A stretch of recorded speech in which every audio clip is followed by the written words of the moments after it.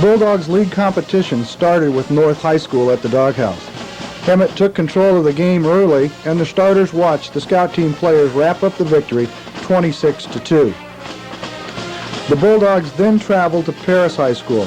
On a cold and windy night, as the time was running out, Hemet took the ball on a game-winning drive to come out a 13-12 victor over a tough and determined Panther team. On a Halloween Saturday night game, Hemet took their 5-0 record into Ramona Stadium to face the Arlington Lions. Hemet had never beaten Arlington in the history of our playing them. The Bulldogs wanted this game and came out after a pregame pep talk and shut down the Arlington machine and fine-tuned its own to a 25-9 victory. The next week, Hemet traveled to Palm Springs. The bus breaking down on the way didn't slow the Bulldogs down when it came to game time. They started fast, and again, scout team players got game time in as Hemet rolled to a 33-13 victory. The most exciting home game of the year was against Norco. A tough physical game was played from both sides of the field. At the end of 4 quarters, the game was tied 14-14. We go into overtime. Hemet's offense punched in for a score, but the PAT was no good, making it 20-14.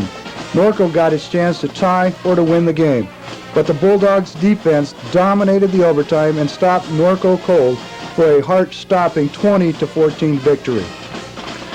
Corona High School came into the Doghouse to test Hemet's 8-0 record. The first half belonged to Hemet's offense. A big lead at halftime was preserved by the Bulldogs' strong defense throughout the game. Hemet wasn't thinking ahead to Ramona and played a great game, winning 32-7. Ramona Rams was the next opponent for the Bulldogs. We traveled back to Ramona Stadium to face the only team that could prevent the Bulldogs from going 10-0. Last year's loss to Ramona was still fresh in the minds of the Bulldogs and their fans. The game started in a stunning fashion. When 42 seconds into the game, the score was 7-6 in favor of the Bulldogs. But at halftime, it was 36-23 Ramona. Halftime adjustments were made by Hemet's defense, and the coaching staff's decisions were correct as the Bulldogs shut out the Rams in the second half to go on to a thrilling 50-36 victory and a perfect 10-0 season and an Ivy League championship.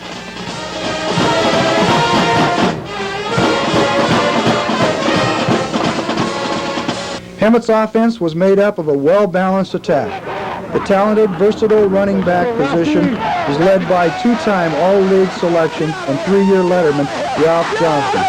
Ralph set the standard for running backs for Hemet High School in the future with over 1,000 yards in each of his last 2 years.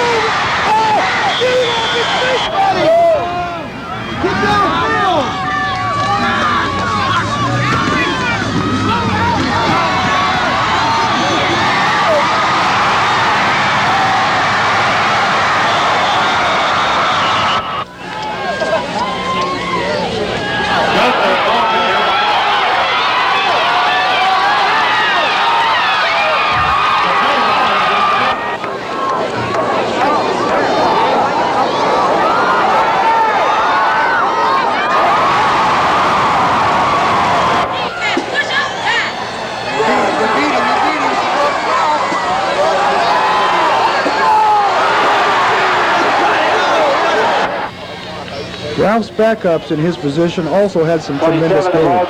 Mike Alto and Jeff Mueller did a tremendous job against Palm Springs. Presentation of the 1987-88 homecoming court and the crowning of the new queen.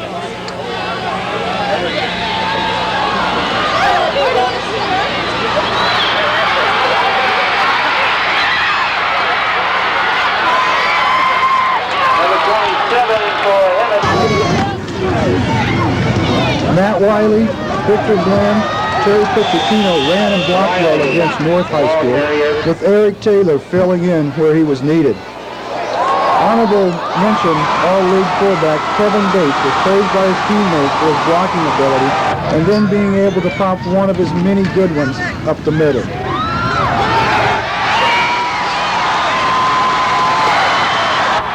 Hemet looks forward to having Jason Baker, a sophomore running back, come back from a broken arm injury to having a great season next year. So we're going regular. X motion sweep left, and then X motion Mustang left. Now you guys got to get off the ball because we can turn it in now. Come on, man.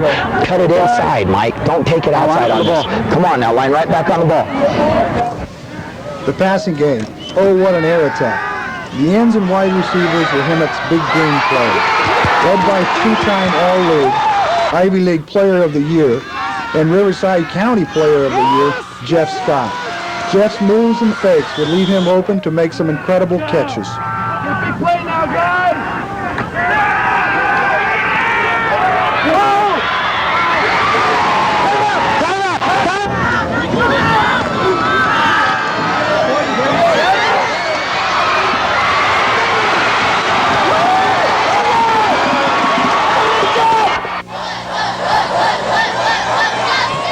Jeff's leadership on the field rubbed off on junior receiver Kurt Calicut. Kurt made honorable mention All-League.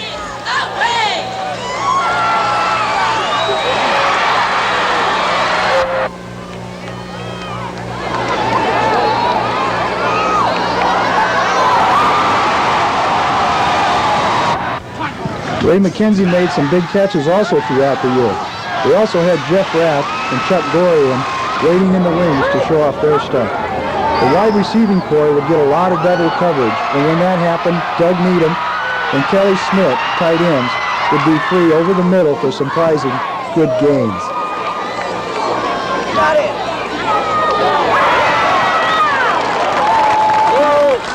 Quarterback Terry Payne, the junior, threw some outstanding passes throughout the year. He did a good job finding the open man and hitting him. The timing patterns to the wide receiver showed how the extra work after practice paid off. Terry's scrambling ability also accounted for some big, exciting plays.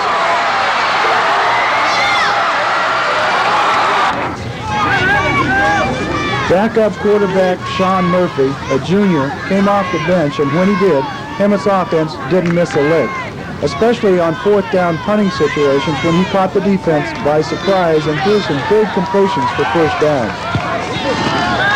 No backs, no receivers, no quarterbacks can lead a team to a 10-0 season without an awesome offensive line. First team All-Ivy League tackles, senior Joe Fitch and junior Jason Leggett, anchored the line along with guards senior Mike Moody and second team All-Ivy League junior Jason Harsaney. Scott Giovanni and Nathan Miller alternated at center all year, and a prayer was answered at that position when Jim Nicosia took over the long snapping duties. The second team contributed also with players like David Largo, Gabe Toro, Derek Hout, Nathan Botts, James Bayhash, Lance Thacker, and Glenn Ahern. A great team effort. That's what our season is all about. My offensive line is awesome. Right on!